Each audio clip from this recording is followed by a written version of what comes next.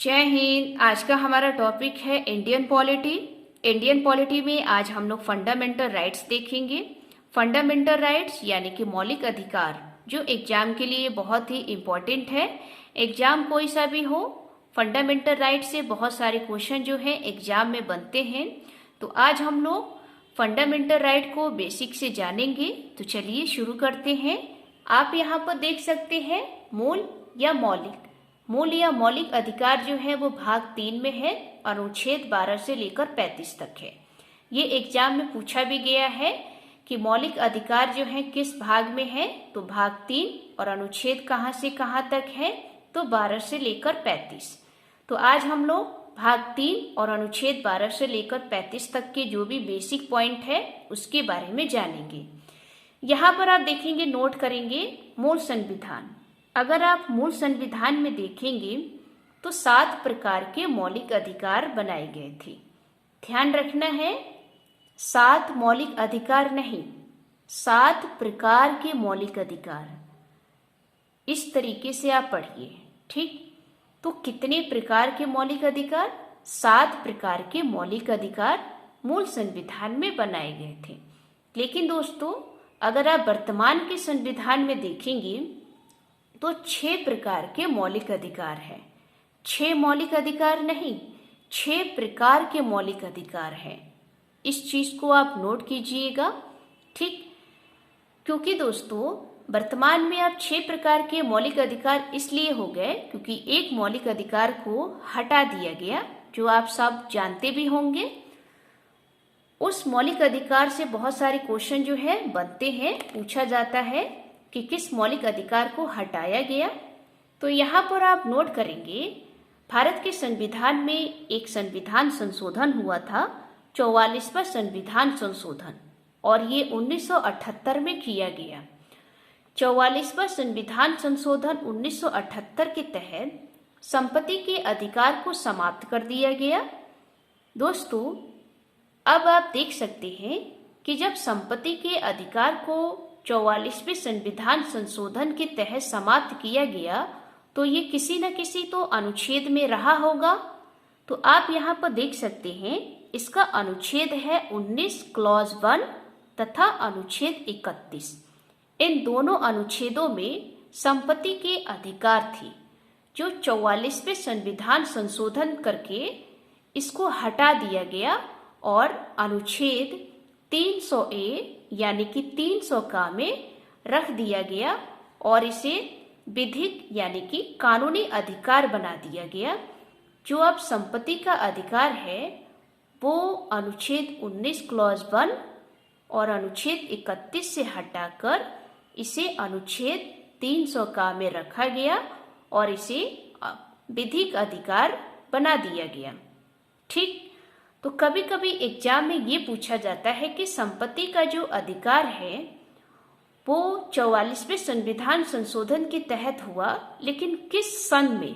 तो कभी कभी जो है ये 44वां संविधान दे देता है और उसका सन बदल देता है, तो हमें सन का भी ध्यान रखना है।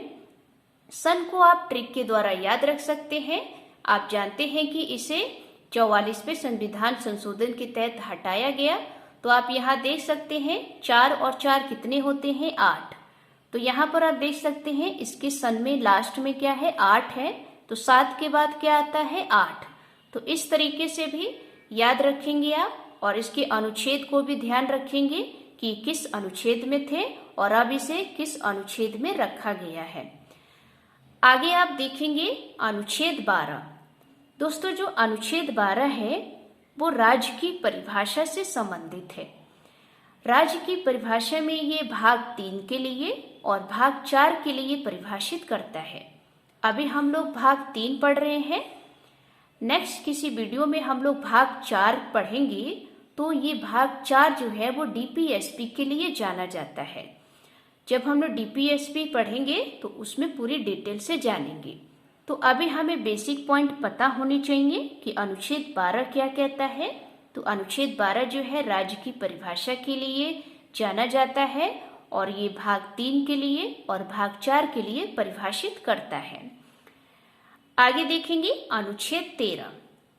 अनुच्छेद 13 को हम साधारण भाषा में बताएं तो इसका कहने का मतलब है कि जो भी विधियां मौलिक अधिकार के असंगत होंगी वो क्या हो जाएंगी, शून्य होंगी। कहने का मतलब है जो हमारे मौलिक अधिकार यानी कि जो फंडामेंटल राइट्स हैं उस राइट्स पर जो विधियां यानी कि जो कानून बनाए जाएंगे और वो असंगत होंगी यानी कि मौलिक अधिकार से संबंधित नहीं होंगी तो वो क्या हो जाएंगी, शून्य हो जाएंगी, उसे समाप्त कर दिया जाएगा, उसे हटा दिया जाएगा, ऐसा अनुच्छेद 13 का कहना है। हम लोग किसी नेक्स्ट वीडियो में अनुच्छेद 12 और 13 को पूरी डिटेल से जानेंगे क्योंकि इसमें बहुत ही कुछ महत्वपूर्ण बातें हैं जिसके लिए हमें कुछ ज़्यादा टाइम चाहिए, तो इसे हम लोग किसी नेक्स्ट वीडियो में जानेंगे बेसिक से। ठीक, अब हम लोग ये देखेंगे कि वर्तमान में जो 6 प्रकार के मौलिक अधिकार हैं वो कौन कौन से हैं और उसके अनुच्छेद कौन कौन से हैं। तो यहाँ पर आप देखेंगे जो 6 प्रकार के मौलिक अधिकार हैं उसके नाम और अनुच्छेद। ये दोस्तों सारे जो है सीक्वेंस में है यानी कि क्रम में है, इधर उधर मत करिएगा अगर आप अपनी कॉपी पर नोट्स बना रहे हैं तो, क्योंकि एनसीईआरटी की किताब पर भी इसी तरीके से दिया गया है, आप चाहे तो उसे देख लीजिएगा। तो पहला कौन सा मौलिक अधिकार है, समानता का अधिकार। ये जो समानता का अधिकार है अनुच्छेद 14 से लेकर 18 तक है। 12 और 13 हमने अभी ऊपर देखा। तो समानता का अधिकार कहाँ से कहाँ तक है, 14 से लेकर 18 तक। ये पूछा भी गया है कि समानता का अधिकार जो है वो अनुच्छेद कहाँ से लेकर कहाँ तक है, तो 14 से 18।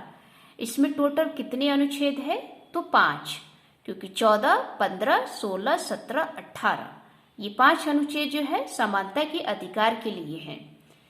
फिर आप दूसरे नंबर पर देखेंगे स्वतंत्रता का अधिकार। स्वतंत्रता का अधिकार जो है अनुच्छेद 19 से लेकर 22 तक है, क्योंकि 18 तक तो समानता का अधिकार है, 18 के बाद 19 आता है, तो स्वतंत्रता का अधिकार 19 से लेकर 22 तक है।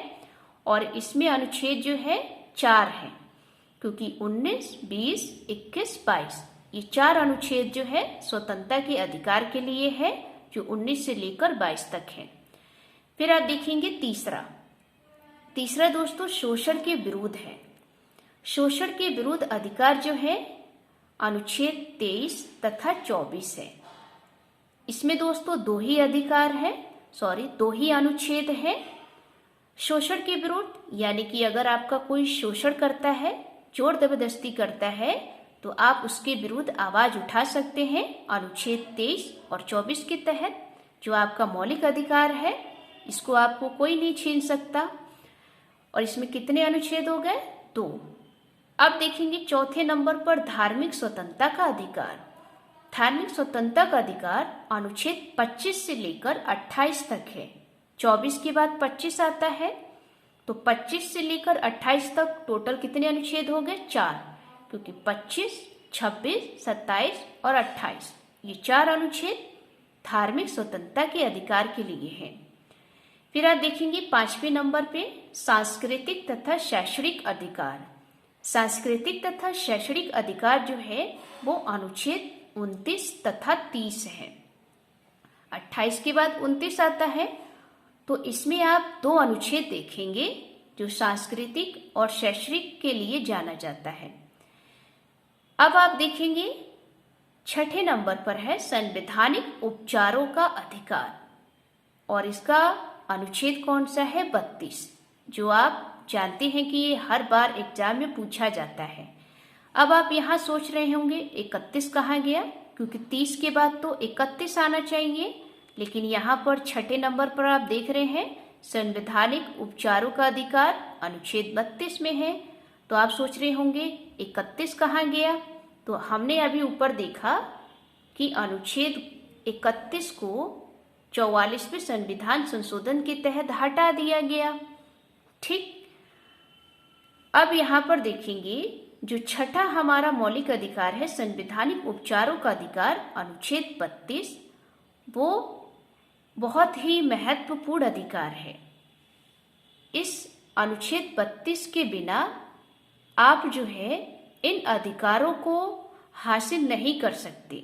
यानी कि ये जो आपने अभी जो ऊपर के ये जो 5 अधिकार देखे थे, ये आपके अधिकार हैं, लेकिन अगर इन अधिकारों में आपका कोई शोषण करता है तो इस सभी शोषण को समाधान करने के लिए आपके पास अनुच्छेद 32 है, क्योंकि यह 32 के तहत ही आप इन अधिकारों को दोबारा से हासिल कर सकते हैं। तभी दोस्तों अनुच्छेद 32 को संविधान का सर्वोच्च अधिकार माना जाता है, क्योंकि दोस्तों इसीलिए तो जो भीमराव अंबेडकर जी हैं उन्होंने कहा था संविधान की आत्मा, जो संवैधानिक उपचारों का अधिकार अनुच्छेद 32 है, इसे दोस्तों भीमराव अंबेडकर ने संविधान की आत्मा कहा था, क्योंकि हम इसके बिना अपने इन अधिकारों में जो शोषण हो रहा है उसको हासिल नहीं कर सकते। ये 5 तो आपके केवल अधिकार हैं, लेकिन इन अधिकारों में आप किसी प्रकार का कोई शोषण करता है तो उसको हासिल करने के लिए आप अनुच्छेद 32 के तहत सुप्रीम कोर्ट में जा सकते हैं। ये बात आपको समझ में आई। दूसरी बात, एग्जाम में ये पूछा भी गया है कि 6 प्रकार के मौलिक अधिकारों को इनमें से किससे हटा दिया जाए तो ये जो 5 मौलिक अधिकार हैं वो किसी काम के नहीं रहेंगे, तो वो है अनुच्छेद 32।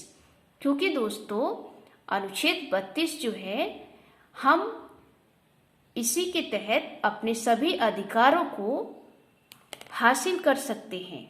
उसमें किसी प्रकार की कोई रुकावट है या हमें किसी प्रकार की कोई दिक्कत है तो उसके विरुद्ध आवाज उठा सकते हैं। तो हमारे लिए ये अनुच्छेद 32 जो है बहुत ही महत्वपूर्ण है। इसीलिए भारत के संविधान में B.R. अम्बेडकर ने इसे संविधान की आत्मा कहा है। ठीक, अब हम लोग यहाँ पर देखेंगे, कुछ नोट पॉइंट करेंगे। दोस्तों मूल अधिकार यानी कि फंडामेंटल राइट्स, अभी हम लोग ने अनुच्छेद देखा 12 से लेकर 35 और यहाँ पर हमने 6 प्रकार के जो मौलिक अधिकार थे उसे हमने देखा 14 से लेकर 32। यहाँ पर आप सोचेंगे कि 14 से लेकर 32 तक देखा, लेकिन यहाँ तो 35 तक है, तो आप सोचेंगे कि 33, 34 और 35 कहा गया। ये दोस्तों 33, 34 और 35 जो है ये भी मौलिक अधिकार से संबंधित है, लेकिन इन्हें वो अधिकार नहीं दिए गए हैं। इनकी कुछ विशेष बातें हैं जो हम लोग नेक्स्ट वीडियो में 33, 34 और 35 को पढ़ेंगे। ठीक, तो यहाँ पर आपने देखा, आपसे एग्जाम में पूछा जा सकता है कि मौलिक अधिकार जो है कहाँ से कहाँ तक है। अगर आपके ऑप्शन में 12 से लेकर 35 आ रहा है तो 12 से लेकर 35 को टिक करेंगे। अगर आपके ऑप्शन में 14 से लेकर 35 आ रहा है तो 14 से लेकर 35 पर टिक करेंगे। तो इस चीज को भी ध्यान रखेंगे क्योंकि एग्जाम टाइम में डाउट हो जाता है। ठीक, अब आपने देखा यहाँ पर ये जो मौलिक अधिकार थे 12 से लेकर 35 और 14 से लेकर 35, ये दोस्तों मौलिक अधिकार है। भाग 3 में देखेंगे, जो हम लोग अभी भाग 3 ही पढ़ रहे हैं, उसे दोस्तों भारतीय संविधान का मैग्ना कार्टा कहा गया है। ये एग्जाम में पूछा भी गया है कि किस भाग को भारतीय संविधान का मैग्ना कार्टा कहा गया है, तो भाग 3 को, क्योंकि दोस्तों जो भारत के नागरिक हैं उनको अपने लिए मौलिक अधिकार देता है, इसलिए इसे मैग्ना कार्टा कहा गया है कि भारत के नागरिकों को अपने अपने अधिकार हैं। ठीक, क्योंकि ये मौलिक अधिकार जो है भारत के नागरिकों के लिए ही तो बनाए गए हैं। आगे देखेंगे अनुच्छेद 32, जो अभी हमने आपको बताया संवैधानिक उपचारों का अधिकार है। इसके बिना तो मौलिक अधिकार है ही नहीं, कोई काम का ही नहीं है मौलिक अधिकार, तो इसलिए इसे संविधान की आत्मा कहा जाता है। जो B.R. अम्बेडकर ने कहा था। ठीक, तो ये दोस्तों फंडामेंटल राइट्स के जो बेसिक पॉइंट थे वो हमने आपको बताया। नेक्स्ट किसी वीडियो में पूरी डिटेल से जानेंगे। तो आज की ये वीडियो आपको कैसी लगी? अगर अच्छी लगी हो तो वीडियो को लाइक करें, चैनल को सब्सक्राइब करें। जय हिंद, जय भारत।